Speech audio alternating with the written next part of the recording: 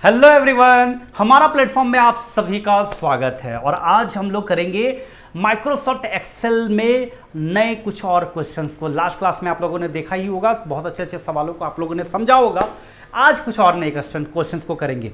Questions को करने से पहले आप लोग को बता दूं कि जो स्टूडेंट्स नए हैं चैनल को सब्सक्राइब करके प्लेलिस्ट पर जाके 15 डेज कंप्यूटर सीरीज का जरूर देखिए। हालांकि 15 दिन से ऊपर हो गया, क्योंकि ये मॉर्निंग इवनिंग में 30 लेक्चर्स पार करके 31 करके आज 32वां लेक्चर पर जा रहे हैं। और मेरी कोशिश ये है कि 20 में तो 20 करवाना ही करवाना है, चाहे कुछ भी हो जाए। हर एक स्टूडेंट्स 18, 19, 20 में तो जरूर आएगा, लेकिन आपको मेहनत तो आपको भी करनी है। आप प्लेलिस्ट पर जाकर के उस वीडियोज को, पूरा मॉर्निंग इवनिंग वाला जो वीडियोज है उसको अच्छे से देखिए, समझिए। एमसीक्यूज को अगर आप पीडीएफ प्रिंट करा के अपना चैप्टर वाइज प्रैक्टिस करना चाहते हैं तो हमारा प्लेटफॉर्म एप्लीकेशन पर जाकर के 1500 प्लस एमसीक्यूज वाला जो आप पीडीएफ को डाउनलोड कर लीजिए। मॉडल सेट भी आप दीजिए, जो हमारा प्लेटफॉर्म एप्लीकेशन पर मॉडल सेट स्पेशल प्रोवाइड किया गया है। तो तमाम इन चीज़ों को फॉलो करके देखिए, आपका बेहतर होगा। और इसके अलावा कोई दूसरा विकल्प की आपकी आवश्यकता ही नहीं होगी, इस बात की गारंटी देता हूं। चलिए अब हम लोग आगे चलते हैं। यहां पर देखिए नेक्स्ट जो बोला जाए तो 2 मॉक टेस्ट भी जैसा सीजीएल का डाला हुआ है 11 रुपए में। जो नहीं दिए हैं वो जरूर दीजिए, आपको रैंक पता चलेगा, एनालिसिस पता चलेगा। और कंप्यूटर का ये 20 मॉडल सेट, 20 से ज्यादा भी हो सकते हैं, 5 अपलोड हो चुके हैं, आगे अपलोड हो रहे हैं ओनली 49 में।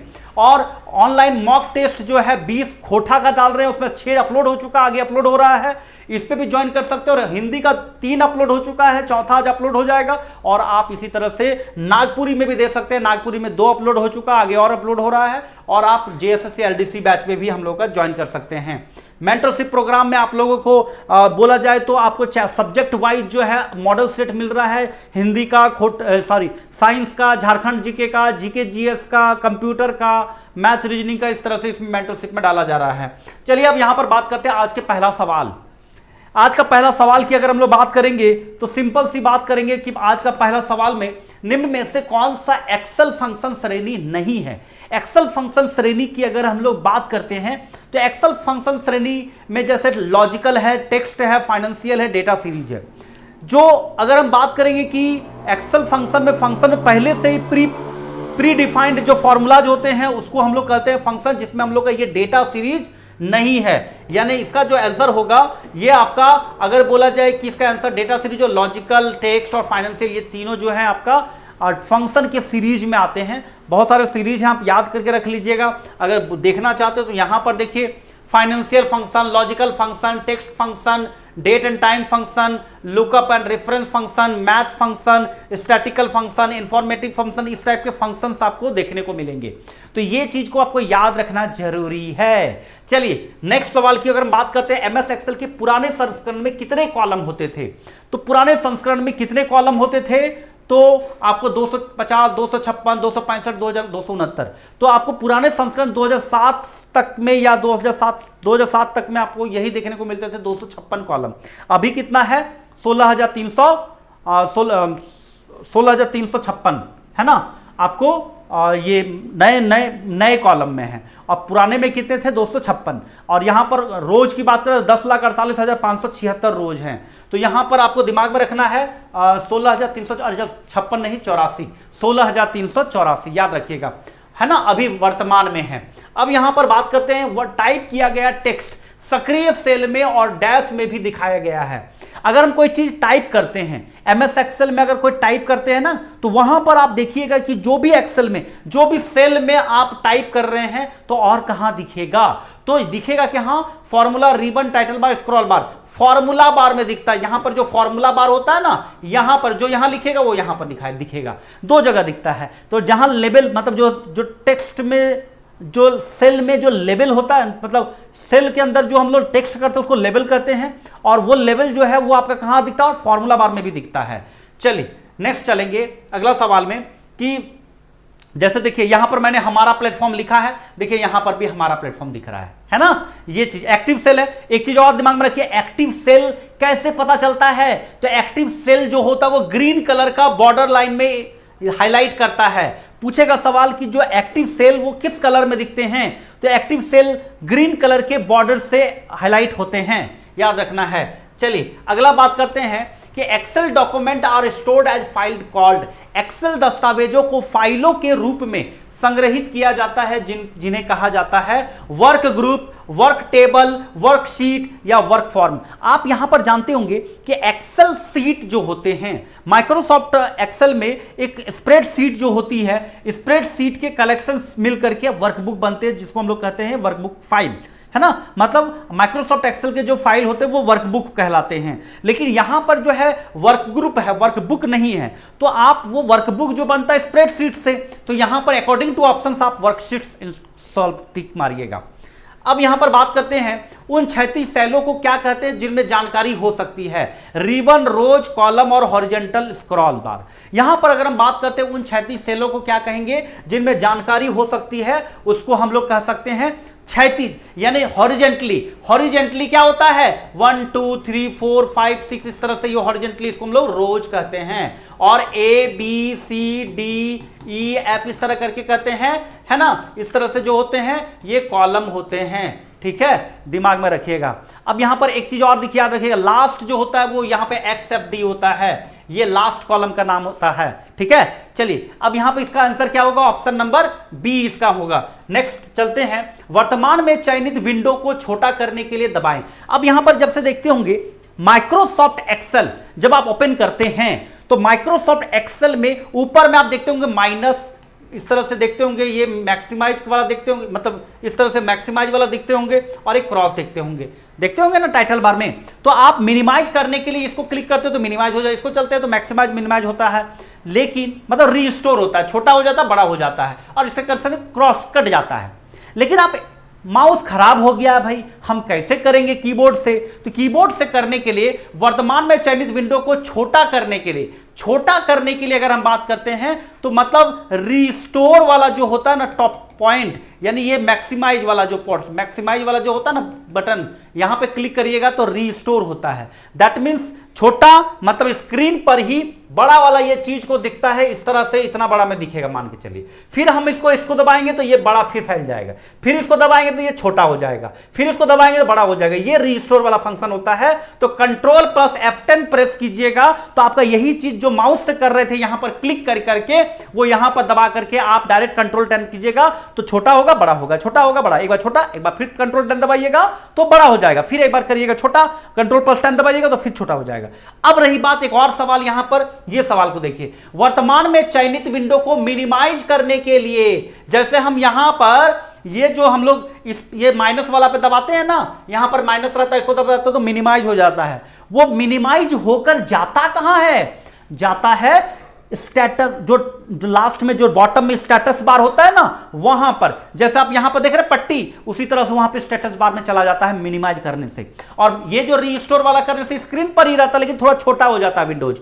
अब यहां पर मिनिमाइज करने के लिए तो यहां से तो कर ही सकते हैं, यहां पर ही माइनस वाला साइन, लेकिन अगर आप शॉर्टकट की के थ्रू से करना चाहते हैं तो उसके लिए क्या होगा, शॉर्टकट की के लिए कंट्रोल प्लस F9, क्या करेंगे, कंट्रोल प्लस F9। आपके फंक्शन की कितने होते हैं, 12 फंक्शन की होते हैं, उसमें F9 कंट्रोल के साथ F9 प्रेस कर दीजिएगा तो मिनिमाइज हो जाता है।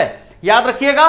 फिर से एक सवाल उसी तरह बोला गया है, वर्तमान में चयनित विंडो को बड़ा करने, छोटा करने के लिए भी कंट्रोल प्लस क्या, छोटा करने के लिए F10 होता है, F10 होता है छोटा करने के लिए, तो बड़ा करने के लिए भी F10 ही प्रेस करेंगे, उसी से छोटा उसी से बड़ा, उसी से छोटा उसी से बड़ा, यानी मिनिमाइज और मतलब रिस्टोर करना हो, छोटा करना हो बड़ा करना हो तो F10 करेंगे, और मिनिमाइज करने के लिए F9 करेंगे। मिनिमाइज के लिए क्या होगा, F9, control plus F9 minimise. चलिए अगला सवाल चलते हैं।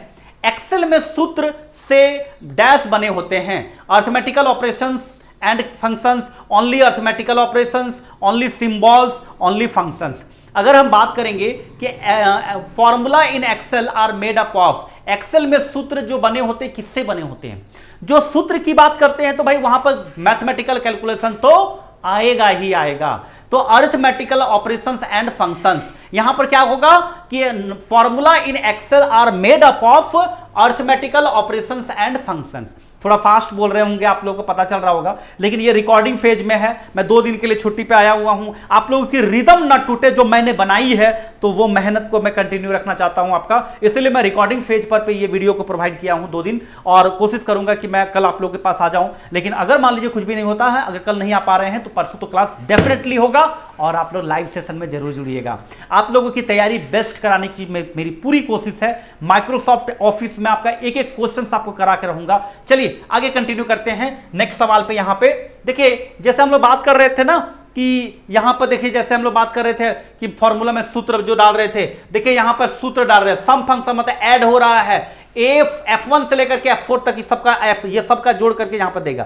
तो यहां पर अगर हम लिखे हैं कि F1 से लेकर के F4, तो ये वाला, ये जैसे ये वाला F1, ये F2, ये F3, F4, ये नहीं ऐड करेगा, ये सबका ऐड करेगा। तो सम किसका करेगा? ये 4 गो का करेगा यहां पर, समझ रहे हैं? तो ये आपको फॉर्मूला लगाना पड़ता है, और वो मैथमेटिकली होता है। MS एक्सेल फंक्शन क्या है, ये सब हम लास्ट क्लास में बता दिए हैं, है ना। अगला बात करते हैं, डैश मान के परिणाम या तो सत्य या असत्य होता है। किसका मान का परिमाण जो है सत्य या ट्रू या फॉल्स के फॉर्मेट में होते हैं। तो अगर हम बात करते हैं लॉजिकल, अर्थमेटिकल, एल्गोरिथम या लॉगरिथम, तो यहां पर बात करते हैं कि लॉजिकल फॉर्मेट में क्या होता है, एंड होता है, और होता है, नॉट होता है ना। नॉट होता मतलब, और एंड और नॉट मतलब लॉजिकली फॉर्मेट का ये रूल है, एंड और नॉट के टर्म्स में वो लॉजिकली कंपेयर करता है। तो यह सत्य असत्य क्या करता है, ये तो और लॉजिकली में ही करता है, या तो है या तो या, और या फिर नॉट नहीं, यही सब मैं आपको लॉजिकली करता है। अगला सवाल चलते हैं, निम्नलिखित में से कौन सा तुलना ऑपरेटर है, कंपैरिजन के लिए ऑपरेटर कौन सा है। तो हम जब कंपेयर करते हैं, तो आप बचपन में पढ़े होंगे, बचपन में क्या पढ़े हैं, greater than, less than, equal to, ये पढ़े थे ना तुलना करने के लिए। तो यहां पर एस्ट्रिक्ट है, यहां पर ये सिंबल है, मतलब नहीं होगा, ये भी नहीं होगा, ये वाला आपका इसका आंसर होगा तुलना के लिए। अगला बात करते हैं, एक्सेल सीट पर सक्रिय सेल यानी एक्टिव सेल, एक्टिव सेल की चर्चा हम थोड़ा देर पहले किए थे। दर्शाया जाता है डार्क वाइड बॉर्डर, अ डॉटेड बॉर्डर, अ ब्लिंक्ड बॉर्डर, या नन ऑफ द एबव। तो जब हम बात करते हैं कि जैसे हाईलाइट करना हो, किसी को सेलेक्ट करना हो, तो वहां पर डॉटेड लाइन पे होते हैं, लेकिन एक्टिव सेल की बात करते हैं तो एक्टिव सेल के लिए डार्क वाइड बॉर्डर आंसर होगा। डार्क ग्रीन कलर का एक देखिएगा, ग्रीन कलर का वाइड बॉर्डर आएगा, वो एक्टिव सेल को दिखाता है।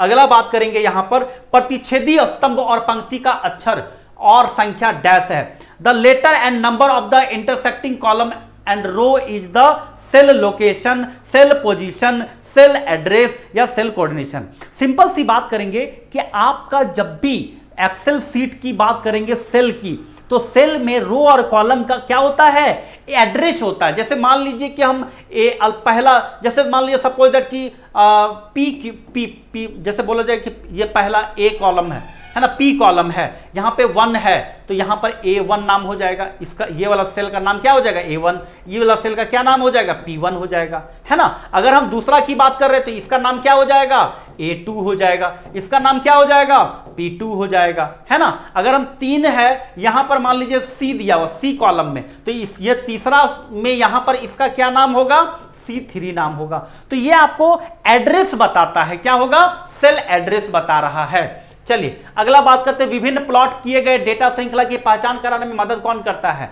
The dash helps to identify various plotted data series. किसको, मतलब डेटा सीरीज की अगर हम लोग बात करते हैं, X axis, Y axis, grid lines या लीजेंड। अगर हम यहां पर बात करते हैं, बहुत इंपॉर्टेंट सवाल है ये, एग्जाम में क्वेश्चन जो आपका जो पूछा गया था, वो आपका बहुत ही हाल फिलहाल के एग्जाम में, मुझे याद है कि ये 2021 के सवाल पूछे गए हैं, ये वाला क्वेश्चन वहीं से उठाया हूं। एग्जाम जो है मेरा क्लियर नहीं याद आ रहा है, लेकिन पूछा गया था। विभिन्न प्लॉट किए गए डेटा श्रृंखला की पहचान करने में मदद करता है कौन, तो विभिन्न प्लॉट किए गए डेटा की श्रृंखला की पहचान कराता है, लीजेंड कहलाता है। क्या कहलाता है, लीजेंड। अगर हम यहां पर बात करते हैं कि लीजेंड होता क्या है, तो लीजेंड एक्सेल में चार्ट के लिए प्लॉट किए गए क्षेत्र पर स्थित स्थान है। इसमें लीजेंड कुंजियां होती है जो डेटा स्रोत से जुड़ी होती है। जब हम एक्सेल में कोई चार्ट डालते हैं तो लीजेंड जो है अपने आप दिखाई देगा, और लीजेंड ग्राफ पर डेटा के विभिन्न समूहों को अलग करने के लिए उपयोग किए गए जाने वाले दृश्य तत्वों की पहचान कराता है। यह आपका लीजेंड होता है। चलिए अब बात करते हैं कि कौन सा चिन्ह गुणक दर्शाता है। गुणक, जैसे मान लीजिए कि आप कंप्यूटर में जब गुणा करते हैं ना, तो कौन से चिन्ह गुणक को भी दर्शाता है। यहां पर एस्ट्रिक्ट है, कैरेट है, परसेंट साइन है, फॉरवर्ड स्लैश है। तो यहां पर आप इसका जवाब दे सकते हैं एस्ट्रिक्ट साइन। क्या देंगे? एस्ट्रिक्ट साइन जो है आपका गुणक का उदाहरण है। समझ रहे हैं? चलिए, उम्मीद करेंगे कि जितने भी स्टूडेंट्स अभी आप जुड़े होंगे, ये सेशन आप रिकॉर्डिंग देख रहे हैं, प्रीमियर फॉर्मेट में है।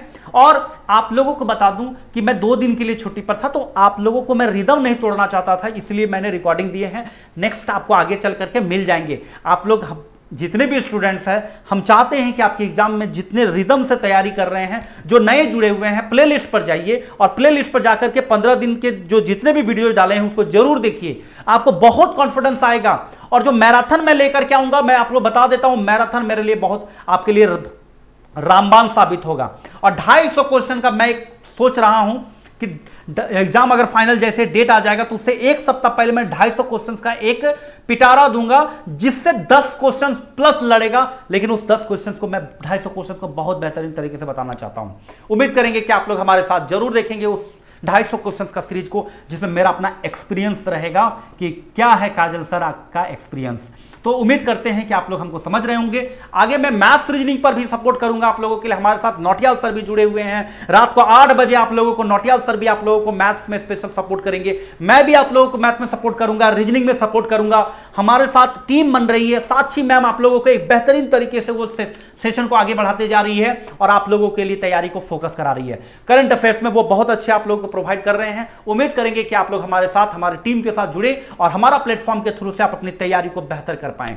मिलते हैं, लेकिन मिलने से पहले आप लोगों का अगला बात, क्लास जाने से पहले आप लोगों को एक चीज बता दूं कि जो स्टूडेंट्स आप हमारे साथ ये जो मॉक टेस्ट है ना, पेपर 3 का 11 रुपया में 2 मॉक टेस्ट है, अगर नहीं दिए होंगे तो जरूर दीजिए। आपका रैंक पता चलेगा, आपका क्या स्कोर आ रहा पता चलेगा। दूसरा 49 रुपीज में 20 मॉडल सेट, कंप्यूटर का मॉडल सेट बहुत इंपॉर्टेंट है। आप जब 20 में 16, 17, 14, 15 रुकिएगा ना, तो आपको याद आएगा मेरा वो प्लेलिस्ट जो यूट्यूब पर है। आप प्लेलिस्ट को पूरा बढ़िया से देखिए। अगर आपका 18, 19, 20 अगर आपका एग्जाम में नहीं आया तो मैं पढ़ाना छोड़ दूंगा, अगर आप अच्छे से तैयारी नहीं, अगर उसको कर लिए तो। बाकी मैं तो आप लोग के लिए समर्पित हूं, तैयारी बेहतर करूंगा। लेकिन यहां पर अगर हम बात करते हैं खोटा, हिंदी, नागपुरी, ये सब का भी मॉडल सेट इसमें 6 अपलोड हो चुका है, इसमें 3 अपलोड हो चुका है, 4 अपलोड होने वाला है, इसमें 2 अपलोड हो चुका, तीसरा अपलोड होने वाला है। और ये एक कंप्यूटर का सीजीएल का एलडीसी के लेवल, कंप्यूटर झारखंड जीके और जनरल स्टडी के लिए स्पेशल बैच अनाउंस किए हैं। जरूर जुड़िए, आप लोगों को क्लासेस प्रोवाइड मिलने जा रहा है।